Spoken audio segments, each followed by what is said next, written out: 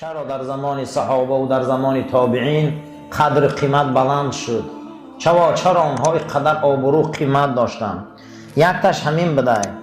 تصاب الرجلان بحضرت الحسن، دو مرد در پیش حسن بصری یکدیگری چقدر حقارت کنی کردند. فقام المصبوب، همه آدمی که دشنام دادگی بودن و خب ایستاده بود ایجاش خست و رواش تازه کرد، پوری عرق شده بود رواش و هیچی گفتگی نبود. چی قیق از دشنامش داد.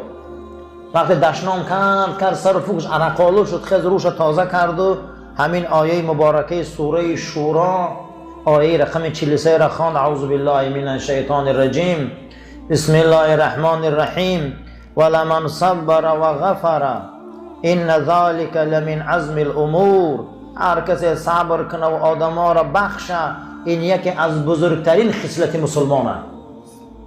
همین سوره را خواند، نگه آیت را خواند و حسن بصری گفت قسم به نام خدا گنجینه زمین شمایه، قسم به خدا دردانه زمین شمایه.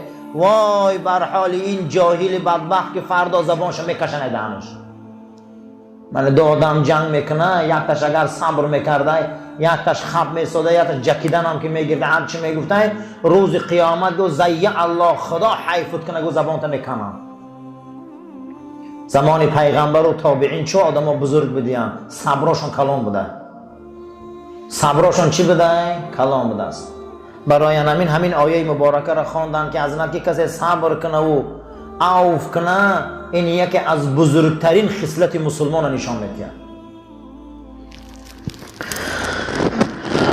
یا ابن آدم، ای فرزند آدم، لتصبرن، صبر زیاد کن. تأکید کرده اگر صبر نمیتونی کرده لتهلکن، سزاوار باش که هلاک میشی. کسی صبر کرده نمیتونی سه هلاک میشه. صبر به معنای لجام کردن. برادر صبر، من همین روز توبهگر کاری ما صبره. در طاعت صبر میکنی، در معصیت صبر میکنی، در مصیبت صبر میکنی، این چیزی خوبه. لیکن کسی در گناه اگر بالای سرش معصیت خدا باشه صبر کنه و منافقه. اگر زنت به حیایت گرده و صبر کرده، اگر زنت به شرمت کرده همیت کرده، این حالت با آدم دیوس میشود. صبر در چی بوده؟ در طاعت و معصیت. یا آدم گناه کرده تو را دشنام میده، صبر کن.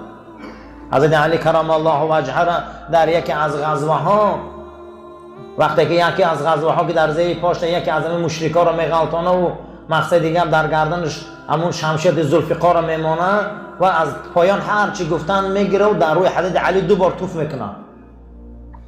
حضرت نمیکشه و سرش میتیان. و حضرت عثمان میگه چون نکشی بدبخت در رو توف کرد؟ گفت برای آن که ای غضب بود، من غضب که کردگی بودم، اگر یک شمشیر تش میزدم من نزد خدا گناهگار بودم. من ای غضب او را غلطاندم. اگر بانگی جهاد میشد و بانگی واقعیت امر رسول امر خلیفه میشد و زنده میموندم. من به خاطر خدا او را نغلطاندم. آخی من به خاطر چی کردم؟ میرم به خاطر غضب. ای غضب من صبر کردم و توفی همو را تحمل کردم. وقد روی ان رجلا شتم ابا ذر، حضرت روایت کردن حسن بصری، مرد آمد میگه ابو ذر غفاری را صحابه رسول اکرم حقارت کرد. بعد ابو ذر گفت ان بینی و بین الجنت عقبتان، بین من و بین جنت بسیار امتحانهای وزبینه و بسیار چاههای وزبینه و گذشت وزبینه.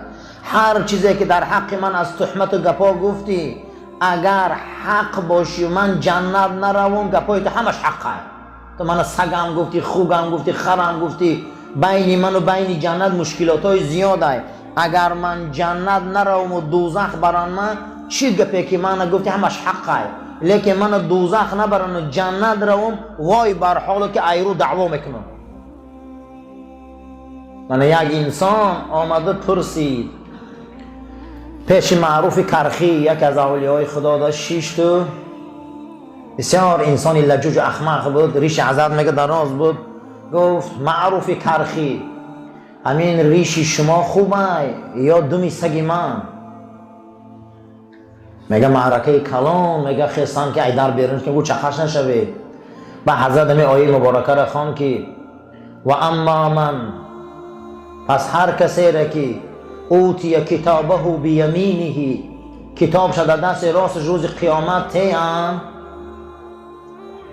و اما من اوتی کتابه بیمینه، هر کسی را که تیان فسوف یحاسب حسابا یسیرا، حساب این سبوک یک. فینقلب الی اهله مسرورا، طرف اهل و عیالش میدوه که مردم من امتحان گذاشتم خلاص خودو میرم که. و اما من اوتی کتابه وراء ظهره، اما اون کسی را کتاب ای پشت آوردن در دست چپش دادن، وای بر حالش او را جهنم میبرند. همون روز نامه اعمال دست راستی من دتیان، من آن روز ای ملائکه بزرگم. اگر همون روز نامه اعمال دست چپی من دتیان، ای ریش من و ای من همون سگی تو خوبه. برای همین برادران ما را انمو روزه که جنت ده مهر میزنن رایی میکنن، آن روز ما مثل جبرائیل امینیم. آن روزه که اگر ما رو دوزخ برن بین ما و ابلیس یکم فرق نیست. برای همین به حسن بصری میگه نگاه میکرد 600 تا شاگرد، میگه نگاه میکرد میگه شما رو میبینم صحابه های پیغمبر به یادم میزنن. همه میگه خندیدن و خرسند شدن که ای زبان این امام بزرگ ما را فهمیدیم. گو من شما را در ریش ساله گفته اسم، نه در غیرت شجاعت. با مگه دیگه همش آرام گرفتن. گو من شما را ریشمانی تا نگفته اسم، قدی صالحات و رنگ صحابه، غیرت و شجاعت صحابه را نشما او را نداره و دیگه بدن. میگه همشون آرام گرفتن. برای همین حضرت ابوذر میگه دشنام داد، گفت که بین من و جنت عقبه های وزبین است. اگر همون روز ابوذر جنت برن کوی گفتگی هیچیه، یک خالی بدن من خر گفتی هرچی گفتی، لیکن اگر من جنت نرفتم تو حق گفتی که من خر بدم، هیچی بدم. من از روی تو دعوا میکنم اون روز وقتی من اگر جنت رفتم، معلوم بود است که تو در حق من گمانی بد کردی. حضرت گفت و قیل شتم رجلان، یک مرد دشنام داد در حضور حضرت. بعد از او اینش گفت لولا ان الله عز وجل یسمع لعجبتک، مگه اینش تا خورده گفت من دشنام لعنت کرده. گفت بله. گفت خدا میشنوه یا نه؟ اینش گفت بله میشنوه. گفت الهی اینم جواب تو خدا تیه. حضرت ابوبکر صدیق با یک مرد پرخاش کردن، جنجال کردن. رسول اکرم صلی الله علیه و سلم هم نشستگی بودن مجلس شونده. حضرت میخندیدن، میگه جنگی او رو تماشا میکردن. او میگه ابوبکر شتم دشنام داد، حقارت کرد، لعنت گفت. حضرت ابوبکر خم بود. میگه حضرت ابوبکر هم سر کرد، میگه کار برآوردی او که جناب پیغمبر ای مجلس شون خستن ای خونه برو آمدن بیرون. که ابوبکر میگه وقتی که جنگشون خلاص شدند میگه دویده آمده، گویا حضرت او مرا دشنام میداد شما میخندیده، منم سر کردم شما برو اومدی ای اوجا. گو ابوبکر وقتی که او تو را دشنام میداد تو صبر داشتی، دو ملائکه را پشت تو دیده بودن که جوابای همه لعنتای خودش در خودش نوشته بودن، دشناماشو در خودش نوشته بودن. همین که تو در لعنت و حقارت تمسر کردی، نگاه کردم ملائکه ها نیستن، ابلیس استاده در پیش تو. در جایی که ابلیس باشه پیغمبری آخر نمیساخی. یعنی که خیلی خیلی صحابه صبری کلان داشتن. صحابه‌ای که لشکری روم و فارس به زانو زد و پخت و پرخش برآورد، اما در بین خشامی چه صبر داشتیم. امروز زندگی ما نمک ایمان ما صبره. حضرت میگه صبری اون صحابه این خیلی بود. دشنام میدادن، میگه خدا میشنه و یا نه؟ و خدا الهی جزا تتیه. همین که گفت رفت میگه. حضرت گفت از صبر و صبران، صبر دو تقسیمه. صبر نزد مصیبت و صبر نزد معصیت. شخصی که هر دی همین ده قادر شوه، دانه که نزد پروردگار ده اولین بنده حساب می شود.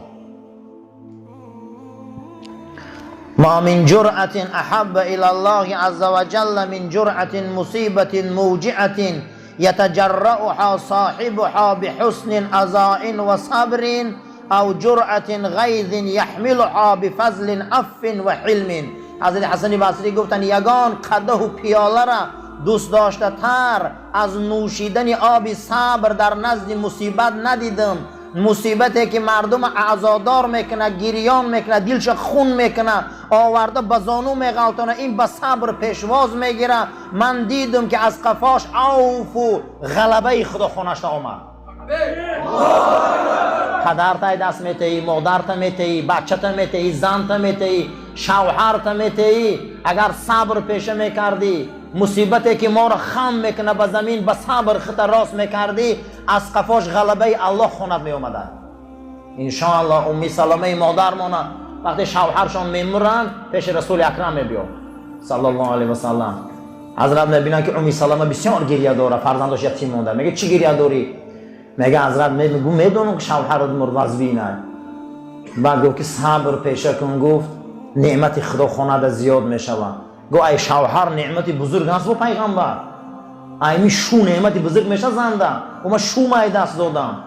بعد ایده برآمدن رسول اکرم اسخالی رفتن بخشاندن، زوجه رسول اکرم شد.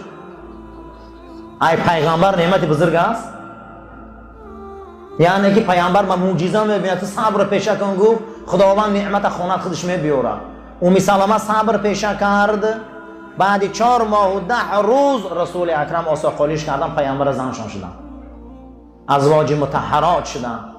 ما را توفیق ده، ما را عزت ده، ما را آبرو ده، ما را فضل ده، ما را برای راست هدایت کن. عاقبت کاری ما را به خیر. این مسجد کشاده گردان، ایمانای ما را کامل که، مشکلاتای ما را آسان که، از دسیسه ها، فتنه ها، از تمام اعمال های رذیلی ابلیسی و شیطانی این مسجد و تمام باشنده هاش نگهبان باش.